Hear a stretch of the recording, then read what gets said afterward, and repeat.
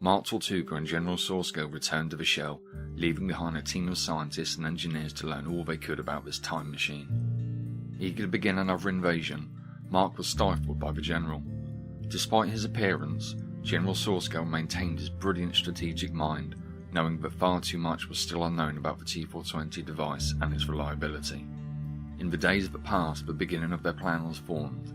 The Shell Corp team was confident they would be able to operate the T-420 correctly, having powered up the device using the selenium from the cavern. They also discovered the small selenium-powered transmitters used for returning to the time of origin. Once satisfied with their knowledge of the device, the first experimentation could begin. Mark and his inner circle gathered in the cavern. They readied themselves to witness the mind-bending event. First, they would send for an automaton shell soldier. The scientist powered up the T-420. The first soldier stepped into the chamber at the centre of the device. Around its perimeter, the three consoles were set to the correct coordinates. Next, the power of the selenium flowed through the device. Then, in a blink of an eye, the soldier was gone. The next minute passed with so much anticipation that it felt like a year. Then, as quickly as it had disappeared, the shell soldier reappeared in the central chamber of the T-420. The visual recording of the soldier was immediately displayed on a console. The recording began with the events everyone had watched. Then the soldier's view inside the chamber instantly morphed. As if changing a channel, the view of the chamber turned into a view of the familiar utopian landscape, one from before any of the observers' times, but implanted in their memories from the stories, recordings, and fairy tale-like events from the prior generations of Nanotopians. The look of joy had ever been on Mark's face, now was the time. After running another test with a Shell Corp employee to make sure of its safety for living beings, the planning of an invasion could begin in earnest. Mark gathered his inner circle in his conference room to figure out the next move. Mark began with a boisterous speech, not unlike many other such speeches delivered by maniacal leaders bent on revenge. When he had either finished or was out of breath, General Sourcecale took to the floor. Always the tactician, the General pragmatically formed the beginnings of their action. He explained that no matter how powerful, an invading force must always perform the proper reconnaissance, that they must not underestimate their enemy, even with the power of selenium on their side. The General explained that they would be sending a team through the T-420 to blend in with the Nanotopia of the past and report back with information about the world. This would be a very delicate mission. Any hint of coming violence would tip off the totally unsuspecting enemies. The General already knew who the only two suitable for mission were, and as he looked around the conference table it was clear that no other choice could be made.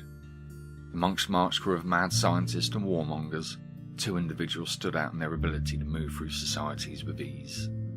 The first was long-time Shell Corp security team member and the General's most trusted underling, Lieutenant Elion. The Lieutenant was a master of blending in and moving undetected.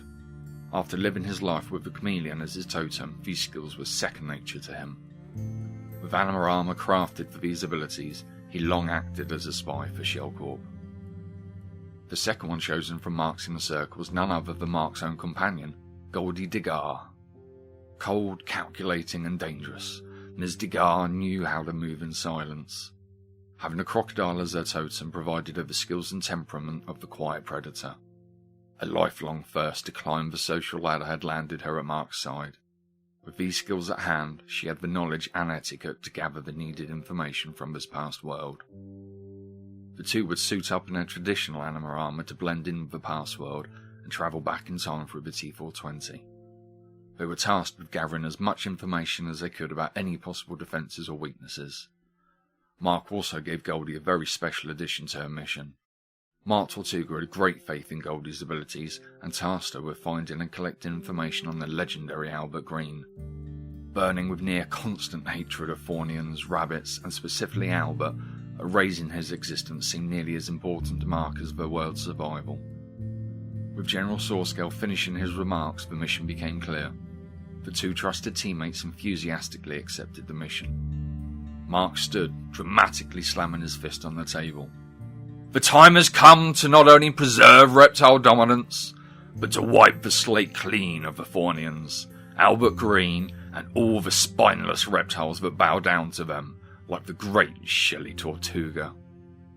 With a roar, the group rose from the table in a frenzy, ready to literally change the course of history.